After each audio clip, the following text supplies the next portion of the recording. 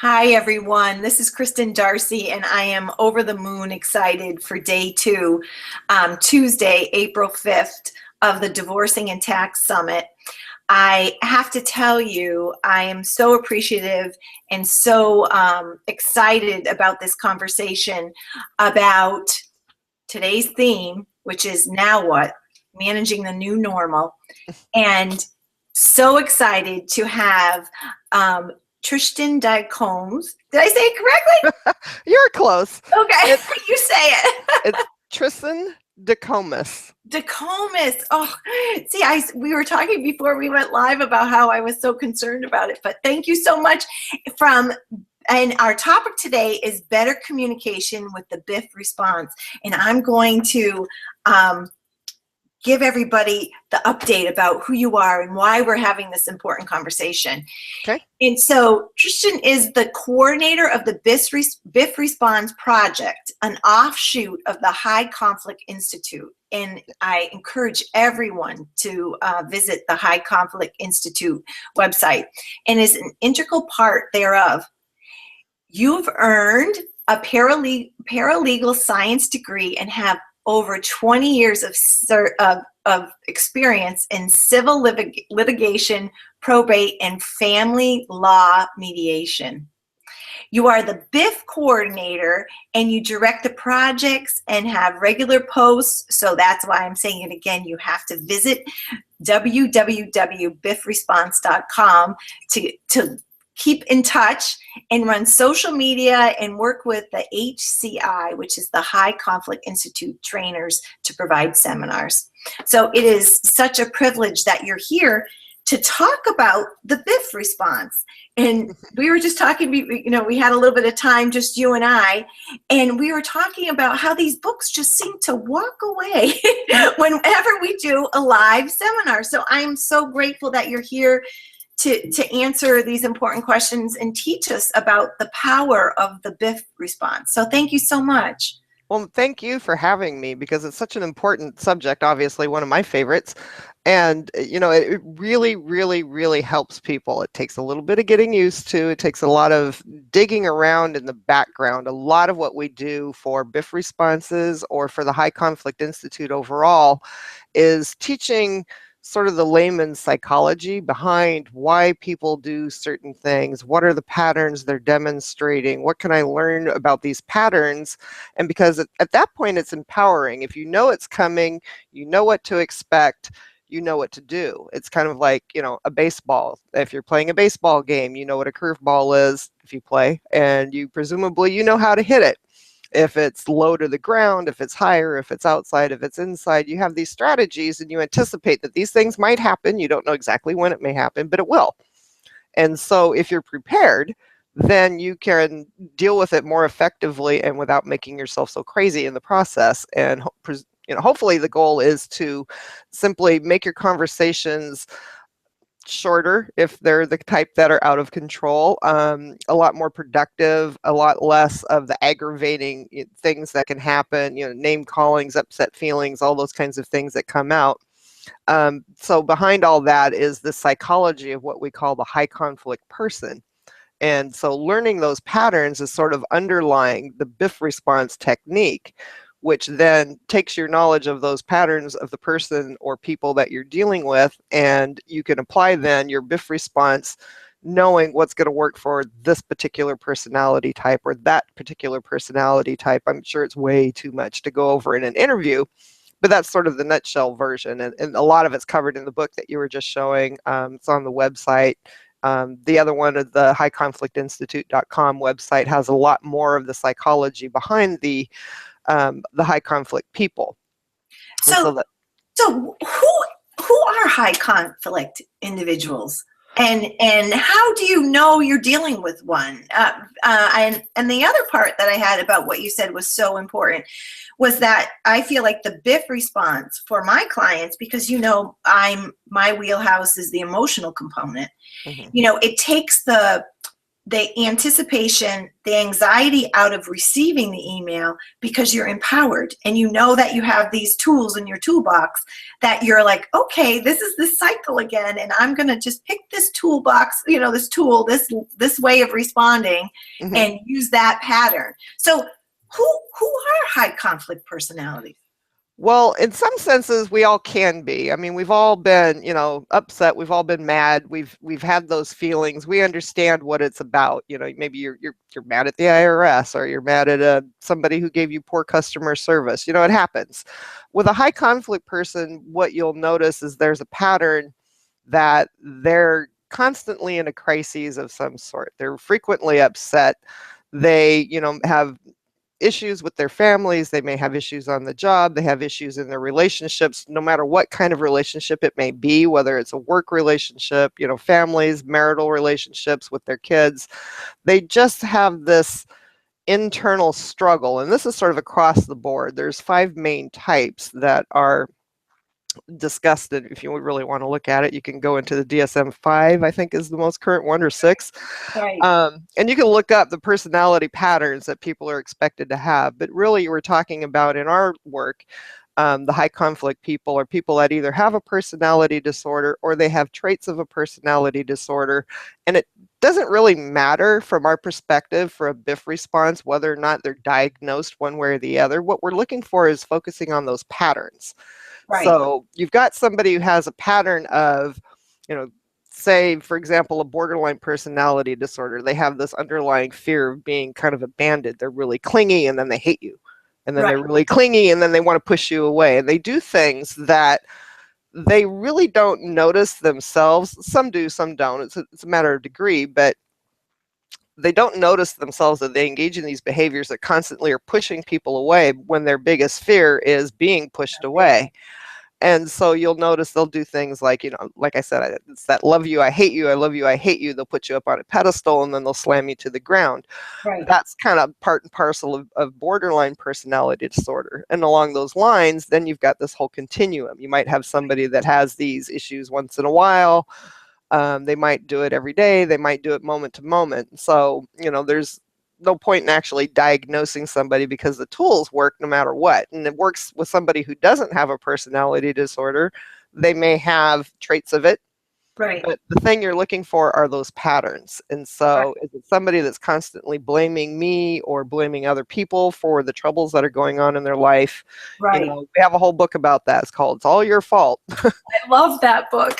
And that's, but it's a great book. It gives you a lot of the underlying psychology behind these 5 main personality types. But, they will, be able to show you the patterns. And so when you're looking at these things, you're noticing the patterns, and you tend to know, if you've known somebody for a while, you're going to see that they have these repetitive patterns. There's a crisis. They're looking to you to help them resolve it. They may be blaming you for not resolving it, or they're blaming somebody else, and everything that's going on in their life is always somebody else's fault. So that's usually the easiest way to spot somebody who's either got a personality disorder or traits of one, or just has that pattern.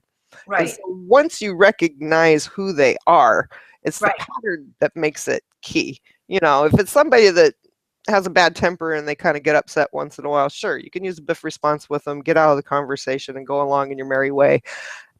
And you may not ever have another confrontation with this person. But if it's somebody that's an ex, for example, in this case, and if you have children together, there's no clean way to walk away. You're not going to be able to walk away from your children. You're not going to want to walk away from your children. So you have to be able to learn how to communicate more effectively. And the high conflict people don't make that easy. And so you may get, we kind of call it the text bombing. You might get, all of a sudden you're going to get 50 text messages, and they're all angry. And somewhere in there is going to be buried 1 or 2 nuggets of things that you actually either need to know or need to reply to. Right.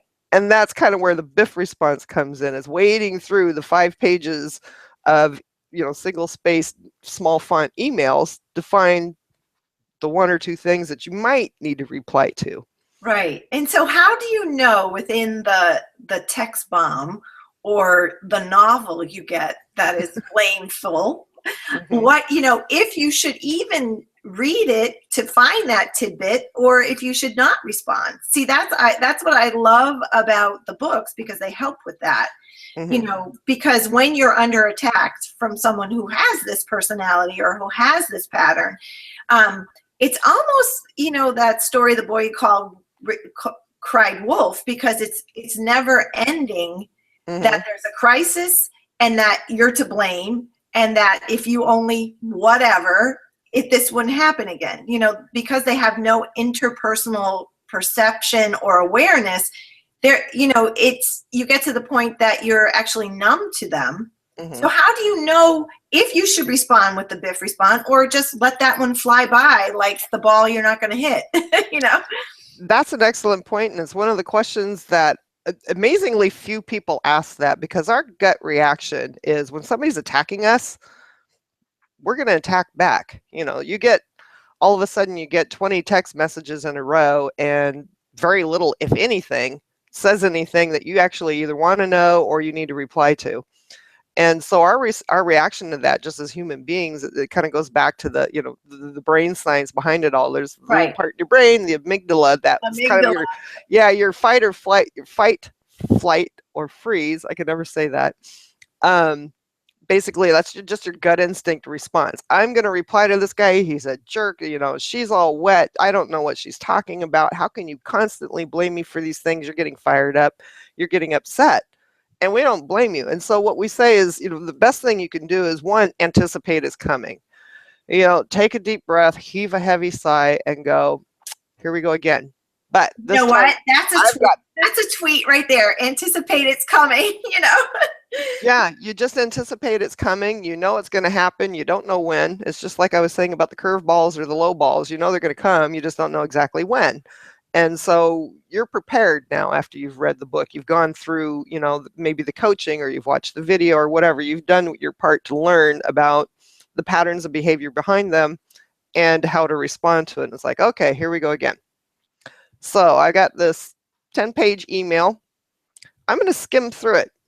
You know, because generally speaking, one of the quick ways you could do that is usually what they'll say. Almost everybody does this at the beginning of their paragraph. Mm-hmm. Will be whatever it is that subject is going to be of that paragraph. And if that first line or that last line of the paragraph doesn't say something touching on a subject you think you want to know about, you know, and something real for children, you know, a pickup time, somebody's got to get a homework assignment done, there's a doctor appointment on Tuesday, you know, those kinds of things. Weed through all the name calling and the insults and the blame. Let it go. Just pick through it, scan through it, find out if there's something that actually needs a response. And that's one of the hardest parts, because you have to turn off that defense mechanism in yourself. You can't control them, but you can control yourself with a little effort. Right. And the beauty of it is once you do it for, you know, a long period of time, unfortunately you kind of have to do that, but Right. w- Right. once you get yourself accustomed to that, you'll find that it gets a lot easier to just let it go. You'll find that it gets a lot easier to skim through the, you know, the 2 or 3 pages of texts or emails or whatever you're getting, and to pick out little bits of information. Okay, yep, Johnny's got a doctor appointment at 2 o'clock on Thursday. And then you type out your quick biff response. And I'm assuming at some point we'll go through the 4 steps, but Yeah. you know, it's brief, informative, friendly, and firm. Right. And you keep that in mind. It's a little more complicated than it sounds, but once you get the hang of it, um, it's really simple to do. So you keep it brief. That's easy. 2 or 3 sentences are usually. You've got 3 pages of email. Johnny's got a doctor appointment at 2 o'clock on Tuesday. That's all you need to know. Right. And you can simply say, okay, thank you for the information. That's friendly. You don't have to Right. say, gee, I'm really grateful and I so appreciate you writing. You know, don't go over the top.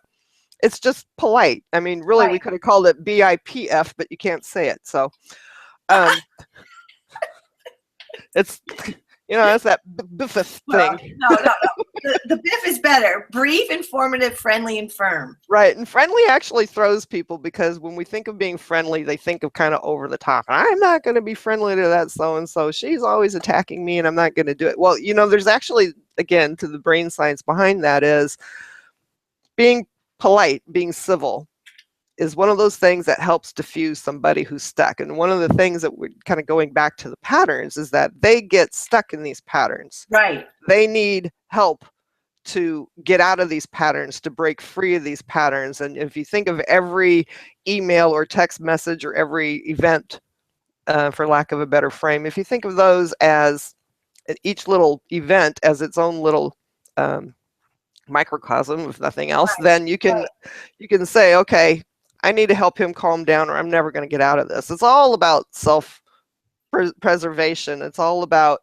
trying to get yourself out of the conversation as quickly and civilly as you can, not losing your cool yourself. And to do that, we often have to do what's counterintuitive, which is to be nice to somebody who's attacking us, because they react really the same way the rest of us do. If I'm mad and somebody looks at me and says, I understand you're upset, let's see what we can do about that, I'm going to immediately start calming down. Right. And I don't really have control over that. And it's the same thing with the high conflict people. I can rant and rave, I can get mad at you, I can meet you blow for blow if you really want me to, but then I'm stuck. Right. And I don't want to do that. Yeah. So what is so powerful about what you're saying is that, of course, there's a pattern to this communication bomb that you could say, or communication ball that's thrown your way. But it's also your pattern. And there has to be a way that you feel emotionally worthy or emotionally secure enough to know that you don't have to defend yourself against what's coming. Mm-hmm. And that word that you said, I understand, mm-hmm. I actually have my clients, and I actually have it on my computer on a sticky note, I understand. Because those are two powerful words that you can use within your BIF response that diffuses it. It really is, and it's a good phrase to use. It's short, it's to the point. It helps diffuse the other person, and helps, honestly, once you feel a little more calm, it's easier for you to calm the other person down. And so that friendly component of the BIF response is really quite important. You can't leave it out. And I have had people say, I just want to do BIF with one F. And it's like, well, you can try it. You probably have a certain amount of success, but it's really going to work a lot better because you're calming yourself, you're calming the other person, and then you're able to communicate only that information that you want. So brief, pretty cut and dry, 2-3 sentences are almost always all you need. Informative, that's the part where you're sticking to the facts. Johnny's got an appointment at 2:00 on Tuesday. And your response, you've picked that little piece out of 20 text messages you just received. And it's like, thank you for the information about the doctor appointment. I'll be sure and I check in with you afterward to see what the doctor has to say. Have a nice day. And that's it. That's all you have to say. And it lets you let go, because you really do kind of struggle. And even I do too, because I get a lot of people that call me up and they are not happy. And then it helps me let go of that. I've been called names. I've been the target of blame. I mean, everybody has. And so it helps me let go. Okay, I'm done with this conversation. I don't have to believe everything that he or she just said. Right. I don't have to take it to heart.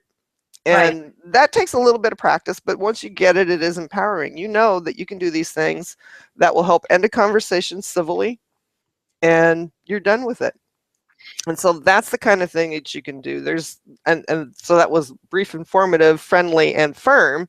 The firm part is that you're implying without saying it directly that I'm done with this conversation. And if you'll notice, what I said was, thank you, and I will check in with you afterwards to see what the doctor said. Right. There's not a lot else. There's not a lot else they can say. They could probably make up stuff, but there's not a lot of stuff that somebody else can come back at you with about that statement. Right. And if they do, you could ignore it. If they don't call me, I'll call you, and all that kind of stuff, just ignore it. It doesn't have anything to do with the matter at hand. You're focusing in on that one piece of information. There's a doctor appointment and I want to know what was said. I'll deal with it later. And so you're giving them that implication that you are not, or the indication indirectly that I'm not going to talk to you anymore about this. Right. I've said what I need to say. That's firm, but it's being indirectly. You're not going to say, I'm not talking to you about it anymore, because then they're going to get mad. Right. So it's very subtle. And so the goal is to give them as little as possible to come back at you with. And so you're crafting these responses very carefully with the goal of ending the conversation so you can get back to your life. You can go back to the park, you can go back to work, you can go feed the kids, Right. whatever it is that you need to do, you can get back to it, and you can kind of train yourself over time to let go of the things that kind of emotionally make you upset. But that's a big step, is you're not engaging yourself. And that is very powerful. It cuts down on that tendency, and I hate to say it, especially of women, to dwell on things. It's like, Right. he said this and he said that, and I'm thinking about it, and I'm up all night, and it's turning, and I don't have that Right. little magic switch to turn it off. Right. It helps to alleviate that, because you're not allowing yourself to engage in the first place. Right. And you're giving yourself permission to, ignore the barrage of further emails or texts that you may get, because you already know they're not going to say anything that you really want or need to know. Right. Or need to even have in your consciousness. Exactly. I think for me, when I first started using it, I would, in my mind's eye, think thank you said something else. So even even when I was typing thank you, in my mind it meant something else. And so it was kind of empowering, because it was like, you know what, really, I'm saying thank you, but inside of my mind it means maybe something else. And I would giggle, because it would shift. I would use the Biff response, use the pattern, but it was almost playing a little game with myself before I could fake it and make it, and not have that Right. It does make a lot of sense, because I mean, we're human. We have physiological responses. We have, we're afraid. If I get an email like that, I'm afraid. I don't want to look at it. I know, I mean, it's not going to physically be damaging, but I know it's going to make me upset. I know I'm not going to like it. And all these, electronic pulses are going off in your brain saying, I got to fight this. I have to do this. I have to do that. And so one of the other things, like I said, about the Biff response, is that it really lets you give yourself permission to let it go. Well, you know And what it does? It creates oxygen, because you're bringing oxygen to yourself, so that your body can go through the responses that it's typical and normal to go through. And it also, on the other hand, empowers you to know, oh, I got this. I got this. Right. You see that email come in and you have that physiological response to it. And then you're like, no, I got this. I know what I can do about it. And I think one of the things that I'd like to talk about, we talked about the pattern communication and identifying, the behaviors.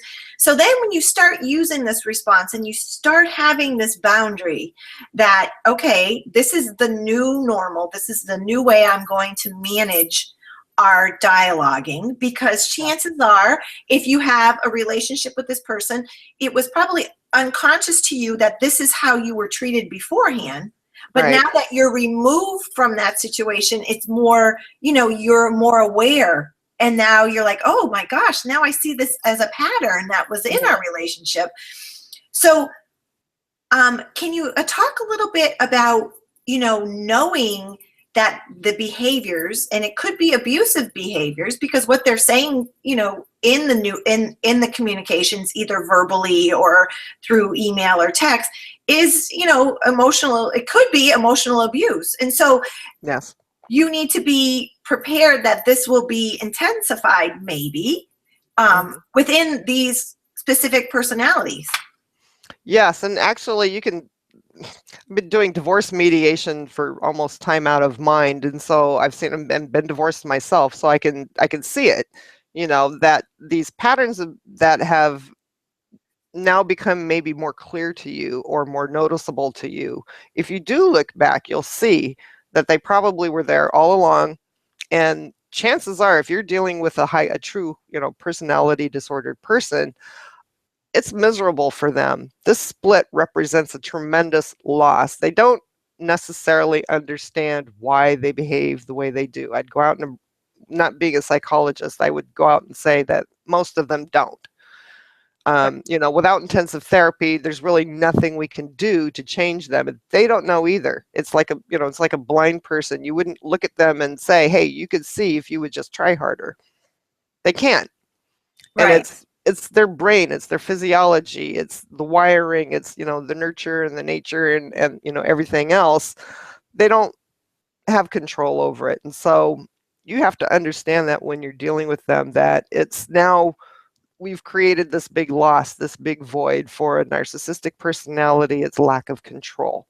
For a Yes. borderline personality, it's going to be, oh my gosh, you abandoned me. I'm going to do everything I can to get your attention, good or bad. You Yes. know, and those are the two main types that you see most often.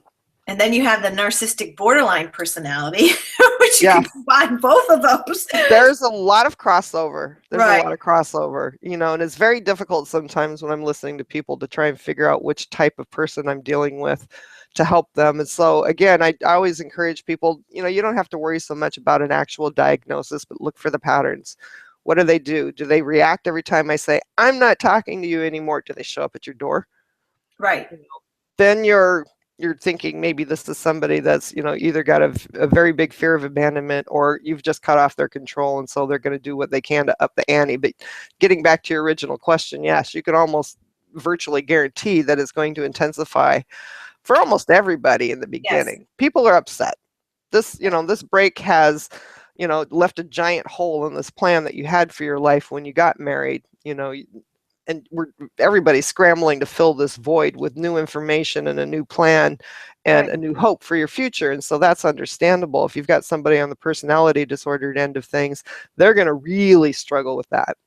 And what they tend to do is that they're going to intensify their efforts to stay in contact with you, keep you engaged, control you if that's their issue. I will know you can't see the kids because you didn't do what I wanted to do, those kinds of things. You could definitely expect it to intensify. For a lot of people, it drops off over time. That's kind of the normal course of, you get through that anger, you go through those stages of grief that everybody knows about. You get through the anger phase, and then you start getting to the acceptance phase, and it starts to fade over time. You might still have your little tiffs here and there, but in the best case scenario, most of that'll fade over time. Most of the time you won't need a biff response, so you won't need us. That was sort of not self-serving, but it's true. Well, I think once you start using this as a tool, brief, informative, friendly, and firm, and I really encourage people to get the book or and visit your site, because it parlays into all different portions of your life. Even if I find myself articulating a biff response in a high conflict conversation and afterwards I'm like, oh, I just biffed. Like you don't even, I'm sure you find yourself doing that too, that it's just it's such a powerful way of communicating, because you're not putting accelerant on the fire, basically. Right. Exactly. And it really is. It's just the 4 simple steps. Once you kind of master them, and it does take practice, you can use that in all walks of life. If you're in customer service, you get customer service client calls, and chances are they're not happy if they're calling you. So they're already upset. You can use these methods to help work with them. If you've got, a therapist, you've got a client in the office that's really, being very difficult, you can use biff responses in that context. You can use it with your kids and they don't even know what you're doing. I know. And I have actually helped my children. My son is turning 18 and my daughter's turning 13. And, the middle school years, that can be tough. And so when you're dealing with, typical normal behavior, and which sometimes for me, what I've noticed within, my personal life and the clients that I'm helping with their families, the biff response, having a child be empowered with that, even talking to that high conflict parent, teaching them, okay, let's see if you should respond. You should respond. How can you be brief, informative, friendly, and firm, and speak your truth? And I think at the end of the day, that's what the biff response does, is it helps you open that throat chakra and you speak your truth in a way that is respectful. Absolutely. And it's one of the things that I encourage people to model for their children. It's kind of, you have to do it with age appropriateness, but kids really grab onto things like acronyms like biff. Right. It's really easy for them, probably easier than adults. For one thing, they haven't built up all these automatic resistances to things in life and a difficult ex. They understand that if they see dad talking to an irate mother, They know dad's being calm. They know mom's being irate. They may not understand exactly why, but they do see the difference. And you can model that behavior. If you're using a biff out loud verbally, then the kids are going to pick up on that. As they get a little bit older, you can, break it down to them. Okay, is that a friendly response? Is that something you would say? Pick it out. What would you like to say? Do you need to say anything? That's always the biggest hurdle. That's Right. always for everybody, grown-ups and everybody. Do we need to say anything at all, or do we care that they just called us names? It's really sticks and stones can break my bones. It's an opinion. You don't like the way I look, fine. Plenty of other people do. I Yeah. like the way I look. I don't care what you think. You have to Right. give yourself permission to say, I don't care what you think. Well, And then Wayne Dwyer has that quote that I share so often. What you think of me is none of my business. exactly. And that's what, God bless his soul. That's what, I say to my kids, what they think of you isn't your opinion. And if they're, seeing a parent that has rage, that responds in rage, that, communication style might be abrasive, Mm-hmm. it's so powering to keep in your power. If you say it like that, stay in your power, stay in your power. And by staying in your power, you have that self-calming, that self-nurturing, Mm-hmm. and then you biff, brief. You know what? I would like to talk to you about XYZ, and I hear that we're supposed to be doing whatever, and although I would love to do that with you, I'm not able, So Mm-hmm. there's your, your biff, but it's practice. And I think that's what we should talk about lastly is how do you practice this, and what are some of the tips that you could do if you're in practice. No different if you're in practice, catching that baseball or swinging at that baseball. Mm-hmm. How do you practice at a biff? Well, one of the things you can do is write it out. And the beauty of a BIF is that it's most effective with, obviously, with a written conversation of some sort because you have time to think. You can Right, do it verbally. Takes a little more practice because you're kind of doing it on the fly. right. And there's another method that I'll mention briefly. We call it EAR, EAR. It's empathy, attention, and respect. And anybody can log on to the website. There's a video about it. There's articles about it. But basically it's a way of it's kind of like the verbal version of biff where you're again focusing on that brain science, but you're talking to you don't want to talk to the person's amygdala, you're talking to the person's logical brain. And so there's tips and tricks there. So there is a companion to biff. Without belaboring the point, people can look that up on the website. But to practice it is I always tell people, read all you can, and quality information, please, but read all you can about high conflict personality patterns of the type of personality that you're most concerned with. And in this case, it's going to be an X. And so you know your ex better than probably his mother does or her mother does.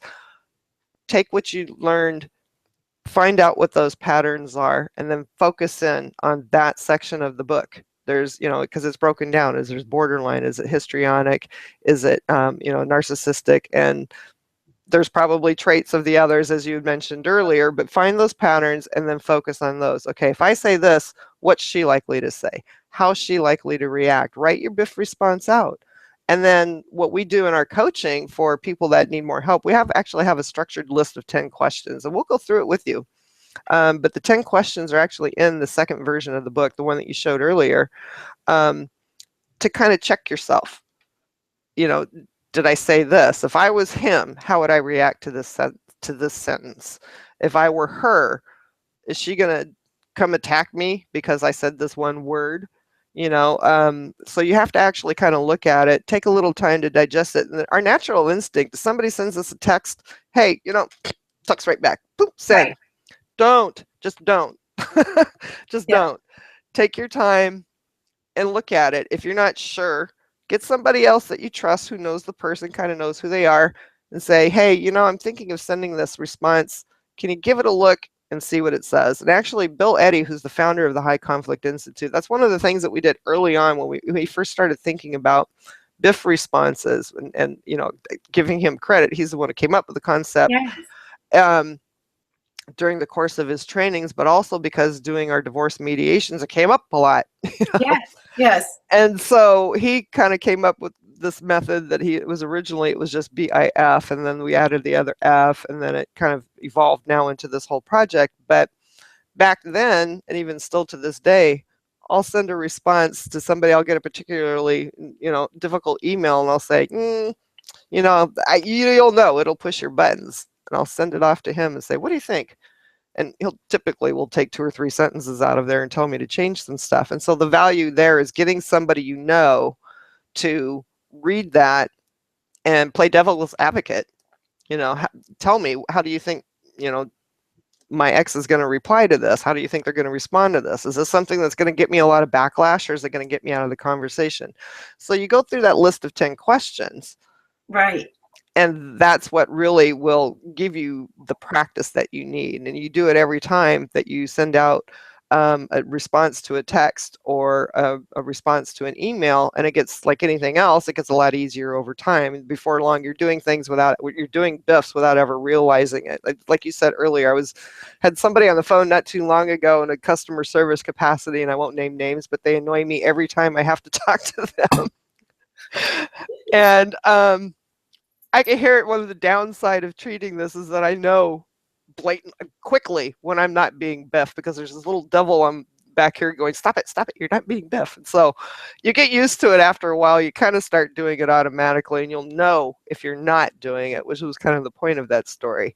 You'll get that little devil and angel on your shoulders, and they're going, be Biff, and the other one's going, let him have it. Yeah. So you kind of So you just kind of, that's both sides of your brain. You're so aware of it. That's dealing with the situation. yeah, and just kind of get rid of the let them have it person, and move on, because ultimately, and I tell people, is you're not doing this for the other person. Really, you're doing it for yourself. You're doing it to save your sanity. You're doing it to get out of these conversations. You're getting it so you're not engaging and staying up all night worrying about it and not sleeping, which is going to affect your health. It'll affect your appetite. It'll affect your work. There's all sorts of things that if we had more time, you could really go deeply into it. But learning it, practicing it, getting good at it, getting comfortable with it, that's what's really going to help you in these conversations, because ultimately that's what's going to help you not engage, and it's all to help you. And so when I tell people that complain about being friendly, it's like, you're being friendly for a reason. You're being friendly to get you out of this. Right. This is for you. What you said, it's about you. It feels anti-normal, if you would, because you're thinking that you're doing something, reciprocity, that you're thinking, well, I'm going to do this and he's not going to respond, or she's not going to respond in that way. But in actuality, you're creating your own karma. You are. Because you're being respective. Actually, it's a mirror to you, and how you're sending out is going to come back to you. And what you said, the goal is to get you out of the conversation. And if you play that over and over in your mind, the goal is to get me out of this conversation. Exactly. There's a lot of other benefits, though, to that, and I should mention it briefly. If you're in court, if you're in a contested issues, nowadays, your Facebook, your text messages, everything will find its way into court. You have to be careful. You have to be mindful about the image that you're portraying to the decision makers. Because if you're not in mediation or something, crafting your own agreement, if you're not otherwise coming to some type of settlement, then somebody's going to be making decisions for you. And you want that somebody, whomever it may be, to see you. You don't want to show them the reactive you. You don't want to show them how you responded tit for tat to every single thing this person ever said. Most of them won't read it. Right. They don't have time for it. They're going to look at it and go, you're both high conflict, go to counseling. Yes. You need to, as the person who's on the receiving end, stick to the high road. That's one of the things that a BIF response does. It helps you to generate that image to the court, to the decision makers, that you're the one that's trying to be reasonable. You're the one that's being, problem solution focused. You're the one who's not engaging in lengthy emails. And then the other part of a BIF response, it does have a dual purpose, and particularly if you're in court, and it's kind of important, is that if you have somebody on the other end who's subject to filing your texts and your emails or your Facebook posts, make sure that what you say doesn't reflect you in a negative light, because that'll come back to bite you. And BIF responses help guard you against that. It shows you're on the high road. It shows that you're not engaging. It shows that you're trying to actually, stick to the facts and not do it. And when somebody says, hey, you're always late picking up the kids and I have to do this and that and everything, and you were late once, Right. you need to say that to the court, because part of one of the things about a BIF response is that you want to correct misinformation if it's potentially harming or damaging to you. If somebody calls you a bad name, or they tell the neighbors, she's a, BATCH or whatever, let it roll. Doesn't matter. Your neighbors aren't going to care. They don't have any power over you. If somebody's telling the court that you're consistently late picking up the children, well, you do need to correct that, but you need to correct it in a BIF fashion. You could say, thank you for bringing it up. I share your concern for, punctuality, picking up the kids. The one instance on June 12th, I was 10 minutes late, and I, made sure that I texted you to make, to ensure that either one of us would be there to pick them up. I stumbled over that a bit, but something to that effect, that you're just presenting straight information. You're not saying, hey, he's a liar and I don't always do that. And you're not going down that road to portray yourself as the high conflict person. You're biffing the judge indirectly. But you know what, though? It's a very important tip that you brought up, because, you're on your merry way doing what you need to be doing, and then you feel like you're being displayed in a negative light. And then that's that chemical reaction that you have to defend yourself. And, it's just being consistent of who you are, respectful of yourself and the other people that you're dealing with.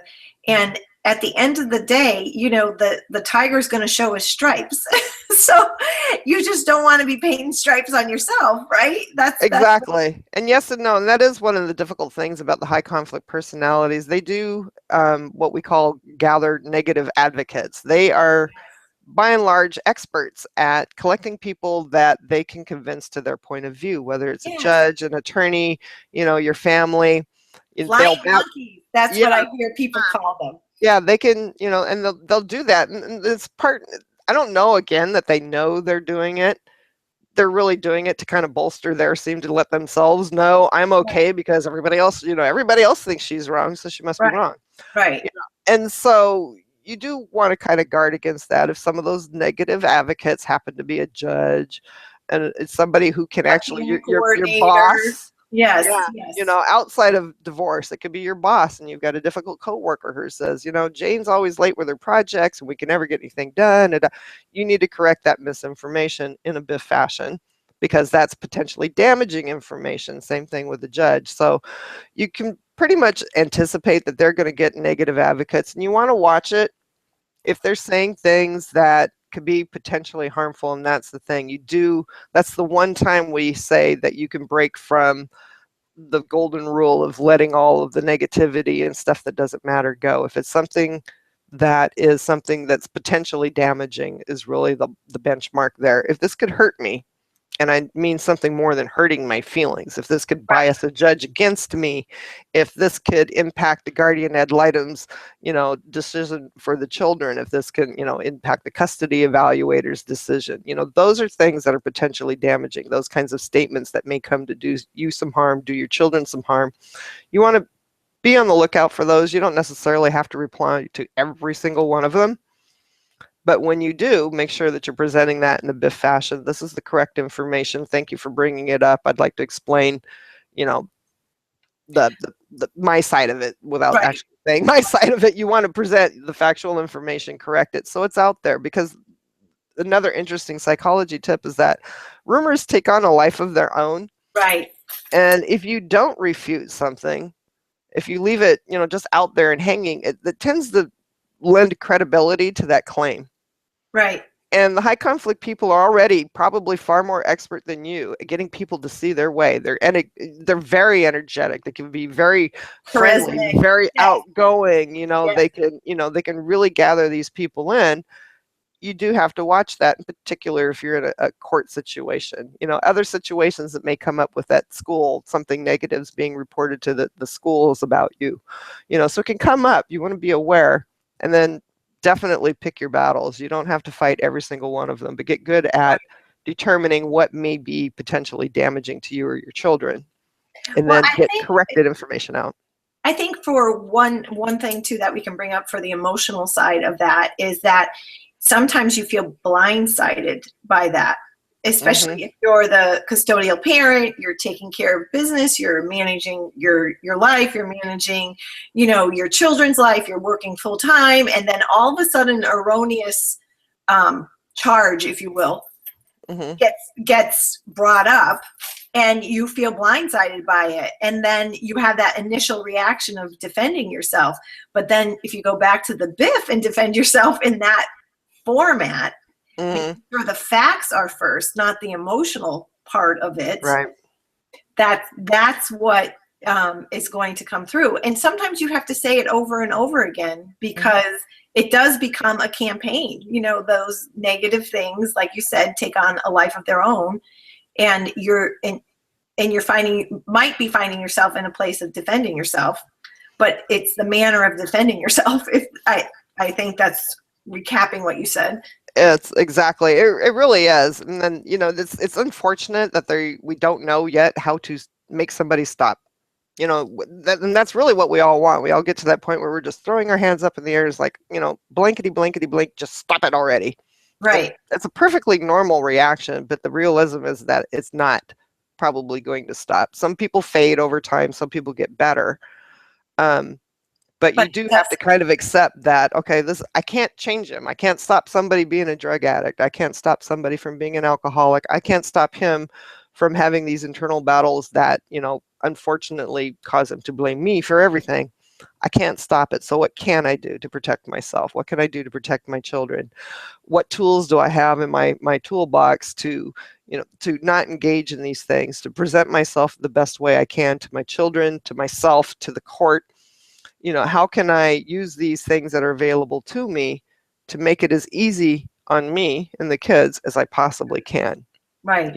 During the course of all that, you're making it easier on them too. They don't know it. You don't need to tell them. And the last thing you ever want to do is say, you're a high conflict person, because then they'll really let you have it. Right. So these are things that get better. Some of it's just acceptance. Some things you can change in life. Some things are within your control, and some things are not.